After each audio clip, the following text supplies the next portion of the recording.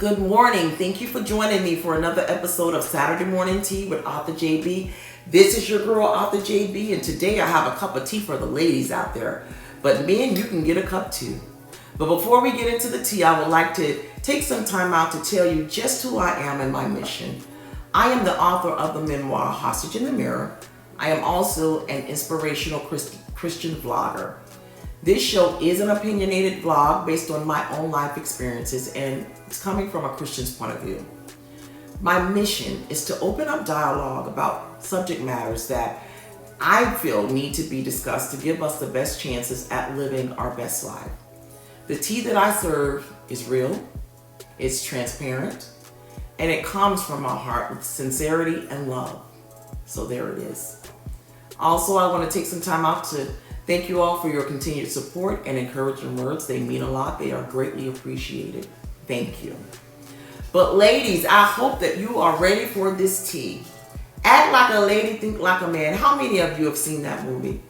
I saw the movie and read the book. I actually liked the book better, but Steve gave us some good advice, on how to get into our men's heads to help them see us as keepers instead of fishes or bullets or throwbacks or whatever he called us.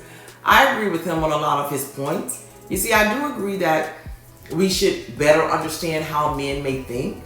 But what I don't agree with is that I should be spending all of my time grooming myself to be stamped for a man's approval. Because if rejected, it's going to leave me broken and it's going to chip away at my self-esteem. I believe outside of God's approval of me, it's only my approval of me that counts. So instead of investing all of my time trying to think like him to convince him that I'm a keeper or compromise who I am to get his attention, I think I should invest my time becoming the best version of me, giving myself a stamp of approval regardless of what anyone thinks.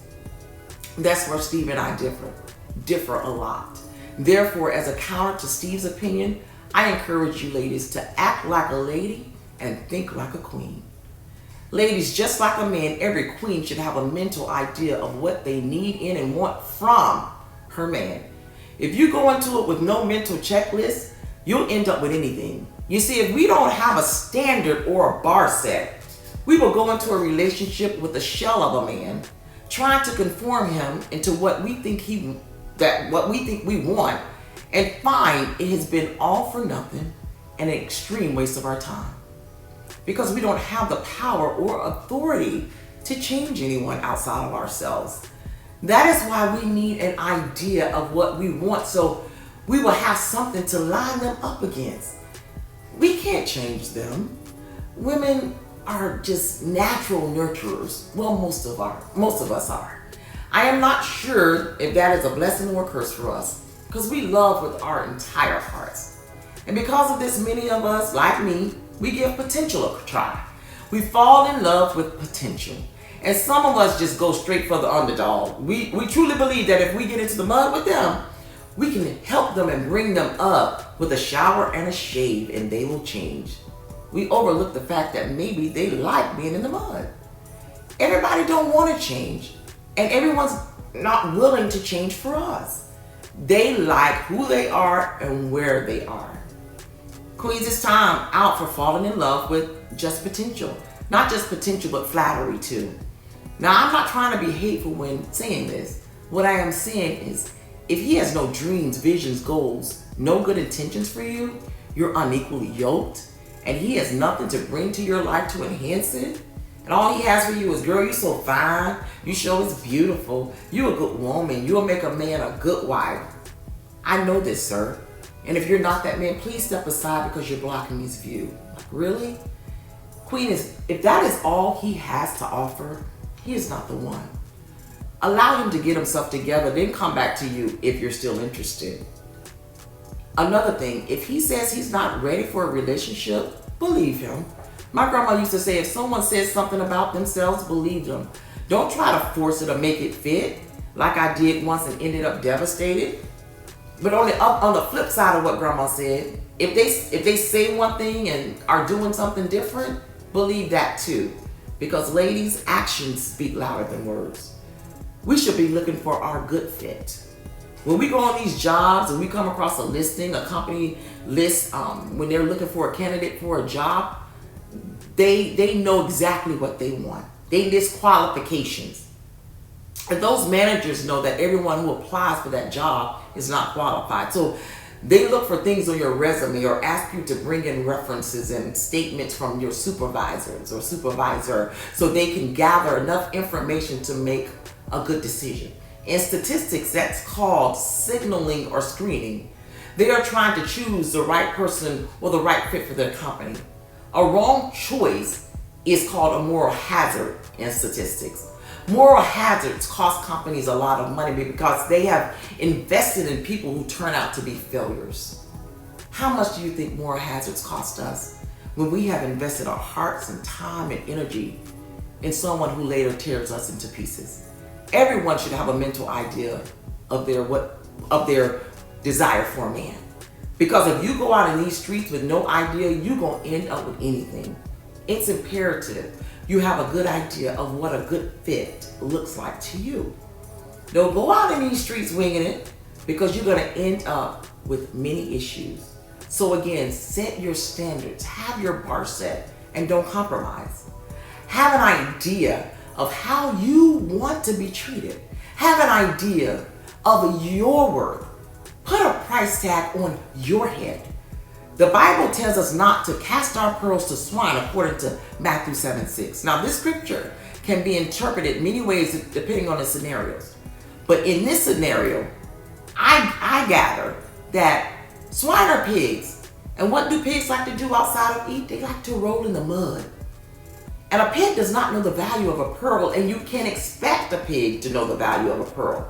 What is a pig going to do? They're going to drag your precious pearls in the mud right along with them. Now, I'm not man bashing or calling men pigs. I'm using this parable to make a point. And the point is, we must have wisdom's queen. We can't cast our pearls to everything. Everyone will not know the value of your pearls. Everyone will not appreciate the jewel that you are. So don't just go freely hand your pearls to them to be destroyed.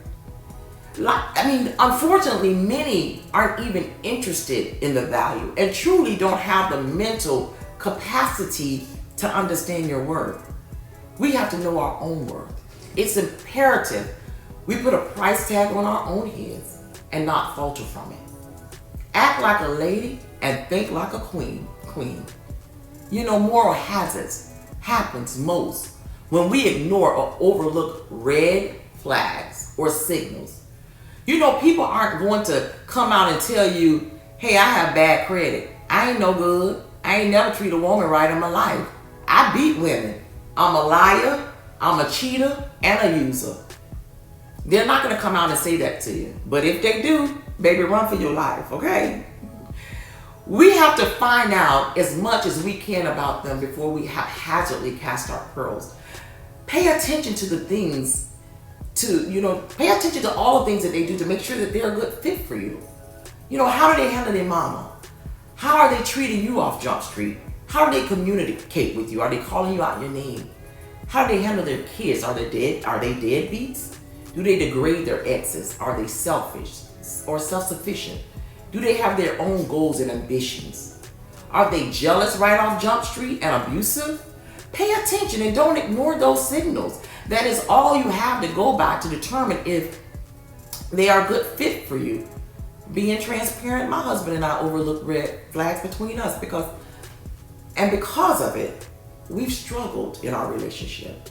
There are conversations that need to be had before moving forward. Because the problem we face is when we go into relationships trying to change someone, trying to make them fit, we can find ourselves losing our entire being in that relationship. And by the time it's over or even during it, we no longer know who we are. The you once knew no longer exists. She's gone. And now you're stuck trying to rediscover yourself again. And unfortunately, we always leave a piece of us behind. Then we bring that baggage to the good man who meets all or most of our bullet points, and we disregard a good man's pearls and overlook him because now we're damaged. Let me say this, ladies. Your man should fit coming through the door. Please stop seeking out and settling for fixer-uppers just to feel love. Many times it won't work and you're going to end up hurt. I read something that said, look for a man who prays for you. One who will point you to God when you feel discouraged. One who will speak to the queen in you and treat you like one. Queens, there are some good men out here. They are not perfect, but they are trying. There are a whole lot of Boazes looking for their roofs. But so many of us are carrying baggage full of mud from the last relationship. So let's heal. So we will recognize our kings, because both parties should come to the relationship whole. Many times we are so vulnerable and it looks like men can spot that a mile away. Some take advantage of it while others do try to speak to our queens, the queen in us. That is why being healed is important. Being too vulnerable can lead to being used and abused, victimized, hurt, and broken even more. As we are pursuing our dreams, visions, ministries, and walking in purpose, we must have balance. Toxic relationships are those that are missing pieces will take us off track. It will drain us and kill our spirits. If it doesn't add to your life, honey, then it's taken away from it.